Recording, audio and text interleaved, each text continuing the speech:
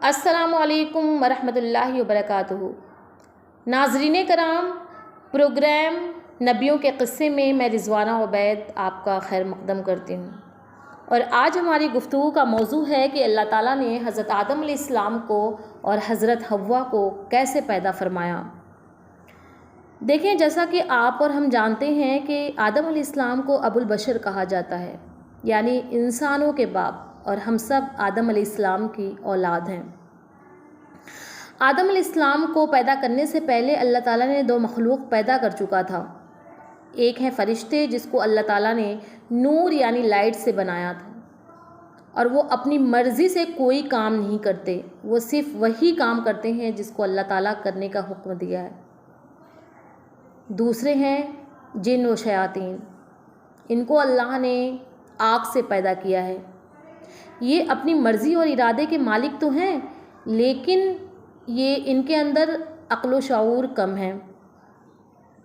ایک حدیث ہے کہ اللہ تعالیٰ فرماتا ہے کہ میں گمشدہ خزانہ تھا اور میں چاہتا تھا کہ مجھے پہچانا جائے، اس لیے میں نے مخلوق کو پیدا کیا۔ ایک دن اللہ نے فرشتوں سے کہا، انی جاعل فی الارض خلیفہ، کہ میں زمین پر اپنا نائب، اپنا خلیفہ بنانا چاہتا ہوں۔ تو فرشتوں نے کہا کہ اے اللہ، کیا تو یہ چاہتا ہے کہ زمین میں خون ریزی ہو، فتنہ و فساد ہو؟ کیونکہ اس سے پہلے وہ جن و شیاطین کا حال دیکھ چکے تھے فرشتے۔ تو اللہ تعالیٰ نے کہا کہ میں وہ جانتا ہوں جو تم نہیں جانتے۔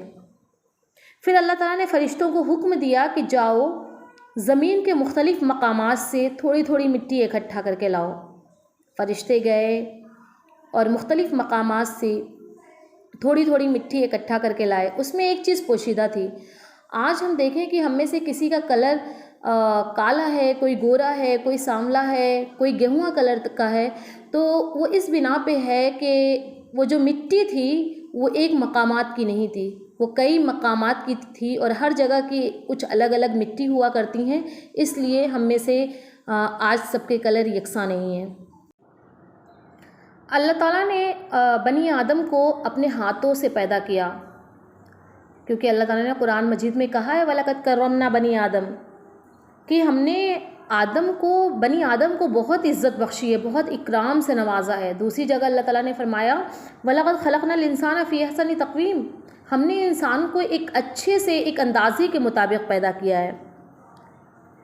پھر جب اللہ تعالیٰ نے آدم علیہ السلام کو بنا دیا تو وہ 40 دن تک پتلے کی شکل میں تھے،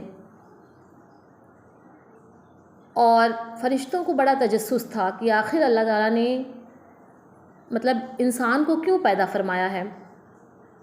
ناظرین کرام، یہاں پہ میں ایک اور بات بتاتے چلوں کہ ابلیس، جس کو ہم جانتے ہیں، اس ٹائم اس کا نام عزازیل تھا، اور فرشتوں کے اندر صرف تجسس تھا، حیرت تھی کہ اللہ نے آدم علیہ السلام کو کیوں پیدا فرمایا ہے۔ لیکن چونکہ ابلیس کے اندر تجسس، حیرت کے ساتھ ساتھ حسد کا بھی مادہ تھا، بہت منفی جذبات تھے۔ اس زمانے میں وہ اپنے علم کی وجہ سے، اپنے بندگی کی وجہ سے بہت مقبول تھا، بہت فیمس تھا۔ اس کے اندر اتنا حسد کا مادہ تھا کہ وہ اکثر آتے جاتے آدم علیہ السلام کے پتلے کو دیکھتا، ٹھوکریں مارتا، اس طرح کے بہت سارے حرکتیں وہ کرتا تھا۔ 40 دن کے بعد اللہ تعالیٰ نے آدم علیہ السلام کے اندر روح داخل کی۔ جب روح سر سے آنکھ تک گئی تو آدم علیہ السلام نے اپنے سامنے رکھی ہوئی پھلوں کو اور ساری چیزوں کو دیکھا، تفکر و تدبر کیا۔ اس کے بعد جب روح پیٹ تک آئی تو آدم علیہ السلام کو بھوک کا احساس ہوا۔ اسی لیے اللہ تعالیٰ نے کہا ہے کہ ہم نے انسان کو بہت اجلت پسند پیدا کیا ہے، کہ ابھی پوری طرح اس کے پورے باڈی میں روح داخل بھی نہیں ہوئی اور اس کو بھوک کا احساس ہو گیا۔ پھر جب روح پیر تک آئی، اس کے بعد آدم علیہ السلام نے چھینکا، الحمدللہ کہا، پھر اللہ تعالیٰ کی رحمت نے ان کو ڈھانک لیا۔ ناظرین، یہ تھے وہ واقعہ، وہ قصے کہ کس طرح آدم علیہ السلام کی تخلیق ہوئی۔ اب ہم بات کریں گے حوا علیہ السلام کہ حوا علیہ السلام کو کیسے پیدا فرمایا گیا اور کیوں۔ دیکھیں جب آدم علیہ السلام کو اللہ تعالیٰ نے بنا دیا تو آدم علیہ السلام جنت میں رہنے لگے. جنت میں ہر طرف خوشگوار ماحول تھا، ساری نعمتوں سے اللہ تعالیٰ نے نوازا تھا. اس کے باوجود بھی ایک چیز تھی جو آدم علیہ السلام کو کھٹکتی رہتی تھی. وہ کیا تھا؟ وہ تنہائی تھی. وہ تنہائی سے گھبراتے رہتے تھے، جس کے پیش نظر اللہ تعالیٰ نے حوا علیہ السلام کو پیدا فرمایا. اور اللہ تعالیٰ نے کہا ہے کہ ہم نے قرآن میں کہا ہے کہ ہم نے ہر انسان کو جوڑے میں پیدا کیا. آپ دیکھیں صبح ہو، شام ہو، دن ہو، رات ہو. تو اور حوا علیہ السلام کو پیدا کرنے کا ایک اور مقصد اور مطلب یہ بھی تھا کہ نسل انسانی کو بڑھاوا دینا تھا. پھر اللہ تعالیٰ نے حوا علیہ السلام کو پیدا فرمایا، اور حوا علیہ السلام کو اللہ تعالیٰ نے آدم علیہ السلام کی پسلی سے پیدا فرمایا. اس لیے نبی صلی اللہ علیہ وسلم نے کہا ہے کہ عورت کی خلقت میں ہی کجی ہے. عورت فطرتاً ہی کجی پیدا کی گئی ہے. اگر وہ کبھی کوئی غلط کام کرتی ہے یا کبھی تم اس سے پریشان ہو جاتے ہو تو اس کو زور زبردستی یا مار پٹائی سے اس کو سدھارنے کی کوشش نہ کرو، کیونکہ وہ بکھر جائے گی، ٹوٹ جائے گی. اور ایک اور چیز میں آپ کو بتاتے چلوں کہ حوا علیہ السلام بہت زیادہ خوبصورت تھیں، نہایت حسین و جمیل تھیں. جس طرح یوسف علیہ السلام کی خوبصورتی بہت فیمس ہے، اس طرح حوا علیہ السلام بھی بہت زیادہ خوبصورت تھیں. اور جب آدم علیہ السلام کی آنکھ کھلی تو اس نے خاتون کو وہاں بیٹھے ہوئے پایا. انہوں نے پوچھا کہ آپ کون ہیں؟ تو حوا علیہ السلام نے کہا کہ میں آپ کی بیوی ہوں حوا.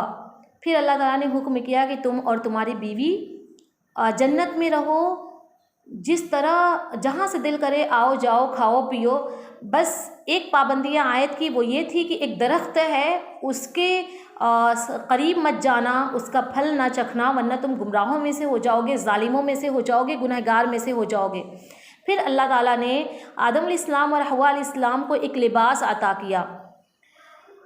اس کے بعد شیطان کا چونکہ حضرت آدم علیہ السلام سے ایک بہت پرانا رشتہ ہے، تو اس نے حضرت حوا علیہ السلام کے دل میں ایک وسوسہ ڈالا، اور اتنا مضبوط وسوسہ ڈالا کہ بالآخر حضرت حوا علیہ السلام اور آدم علیہ السلام سے وہ گناہ سرزد ہو ہی گئے، جس کے نتیجے میں ان کو جنت سے نکال دیا گیا.